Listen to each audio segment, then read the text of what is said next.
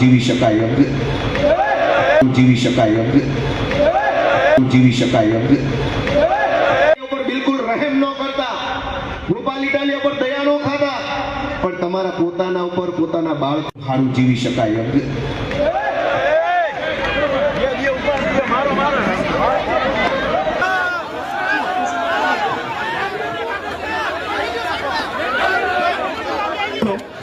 આ પોલીસ વાળા ચારે બાજુ એટલે જ ગોઠવાઈ ગયા હતા, એને ખબર હતી પહેલે.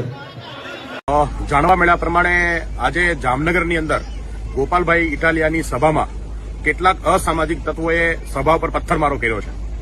આ ખૂબ જ નિંદનીય અને બહુ હલકી કક્ષાનું કૃત્ય છે. કેટલાક પોલીસવાળાની સાથે આ અસામાજિક તત્વ સભા સુધી આવી પોલીસવાળાની વચ્ચે રહી અને પથરાવ કરવાનું કામ આ હલકી માનસિકતાના લોકોએ કર્યું છે.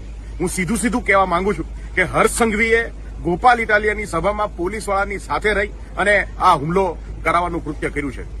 આમ આદમી પાર્ટીની જે મુહિમ આખા ગુજરાતમાં ચાલે છે એમાં સૌથી મોટું આજે જો કોઈ તકલીફ હોય તો ભાજપના લોકોને છે, અને ભાજપના લોકો આવા અનેક કાંડ અત્યાર સુધી કરી ચૂક્યા છે.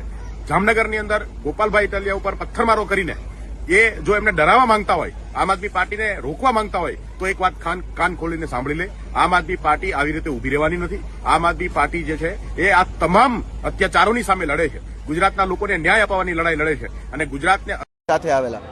જો એ માણસ પોતાની મરજીથી આવ્યો હોત તો પોલીસ એસ્કોર્ટ કેવી રીતે? અચાનક જ બધા પોલીસવાળા આવી ગયા ને એને જેવું એને ફેંક્યું તરત એને પોલીસે એસ્કોર્ટ કરી લીધો. એનો અર્થ એ થયો કે પ્રી પ્લાનિંગથી મારા ઉપર હુમલો કરવામાં આવ્યો છે. મને એવું લાગે છે કે ગુજરાતના ગૃહમંત્રી હર્ષ સંઘવીને મારાથી કંઈક તકલીફ પડતી લાગે છે.